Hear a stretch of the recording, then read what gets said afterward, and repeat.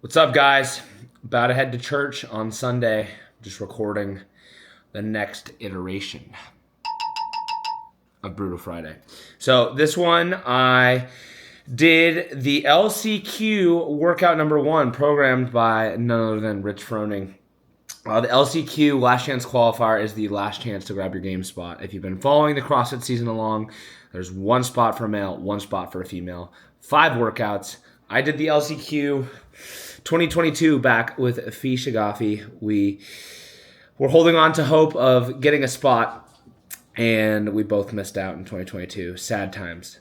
Grateful to not have had to do this competition this year, because at this point you're kind of burnt out. You're burnt out of competing. You're like, I've tried everything and I haven't made it.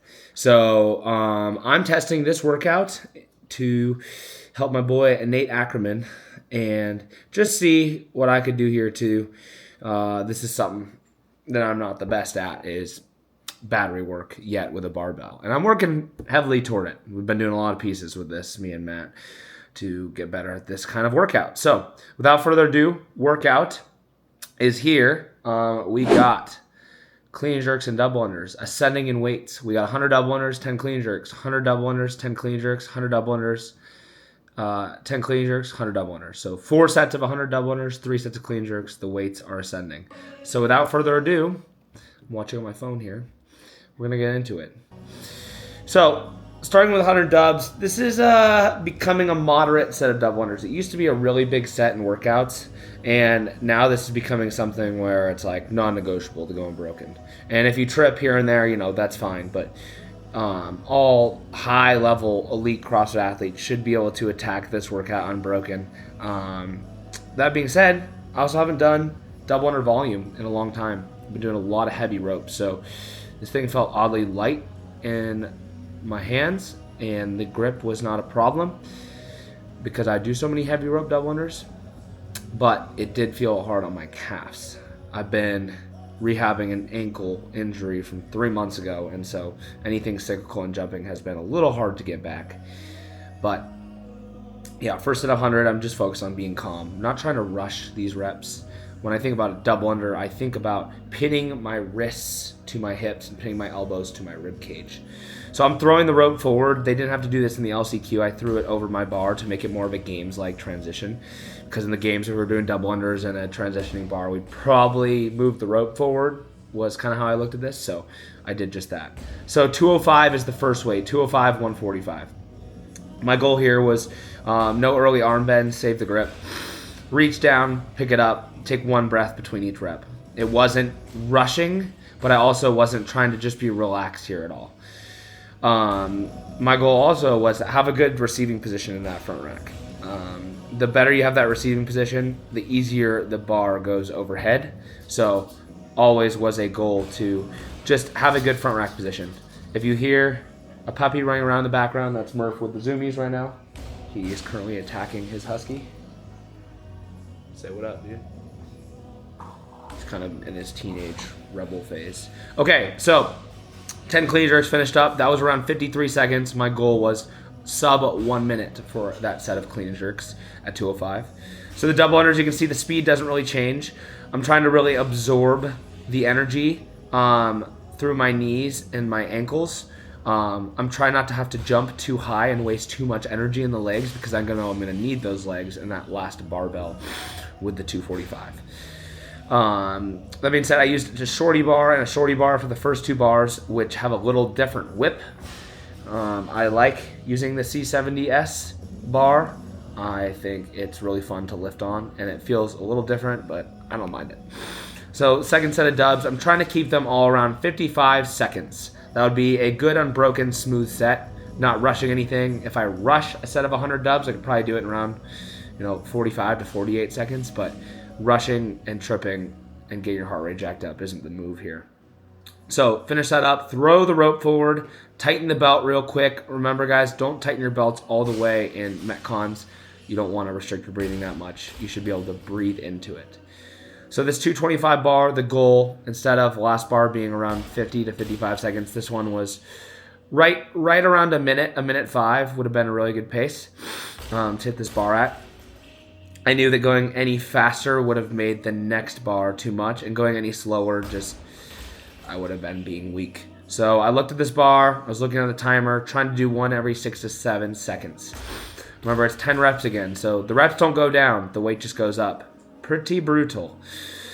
Again, that receiving position is huge for getting that bar overhead. I consider myself to be pretty good at shoulder to overhead in workouts, and I think it's because I get in a really good position and I'm able to use my legs a lot and just allow my upper body to finish the movement rather than to do the whole movement. I think the more you make this in the push jerk into a push press or a strict press, the harder the movement's going to be for you. And that being said, shoulder mobility and overhead mobility is very important.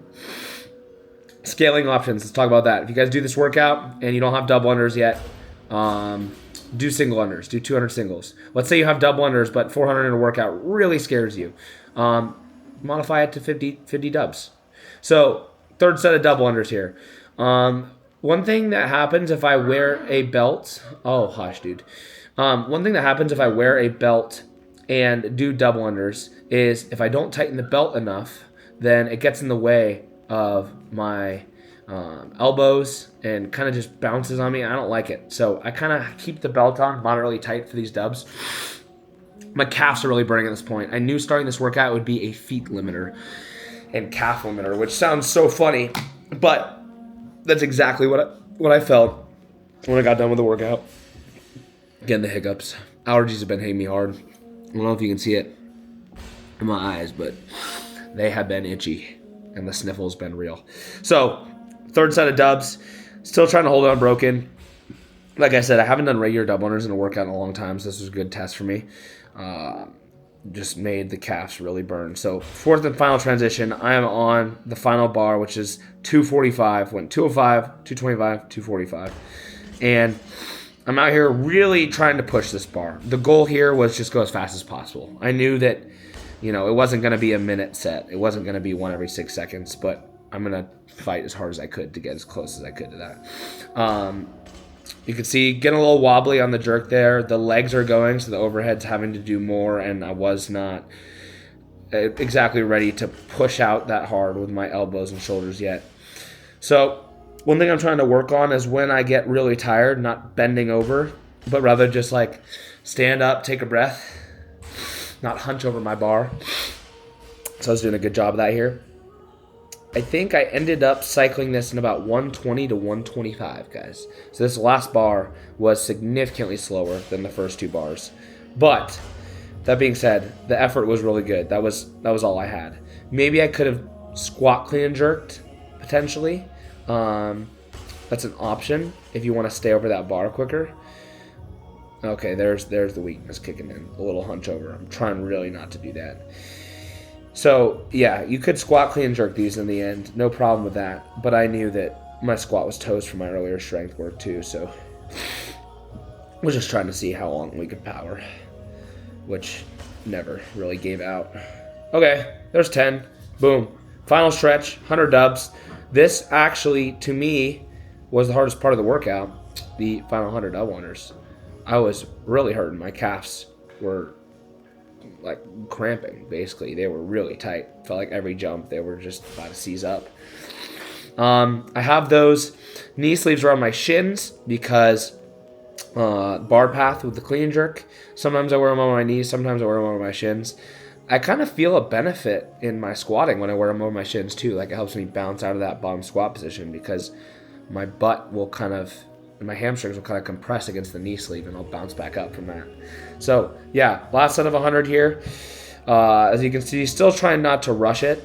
I could try and sprint these, quote unquote, if I was in a competition setting, but there's just no reason. If I miss and trip, it's slower than if I just went smooth and held on unbroken. Oh, there we go. All done. So I finished this workout. Like I said, feet and legs really hurting. My lungs weren't that much on fire, but the feet and legs definitely were. And there was no reason at all to touch and go any of these bars. I think you could get like some really sick, strong people, maybe touch and go in the first bar a little bit for ish and giggles, but just didn't really see a reason for me to. Also, got a fresh haircut, feel a lot better for summer training. what can I say? And yeah, guys, I had Jason do this workout with me in the back. If you can see, he was grinding. I had him do the female weights. He's freaking awesome. Just really getting into intense CrossFit with me. He's been doing CrossFit for a while, but he's doing game training with me this summer. So I'm trying to give him weights that could appropriately match my intensity. So female weights were 145, 155, 165.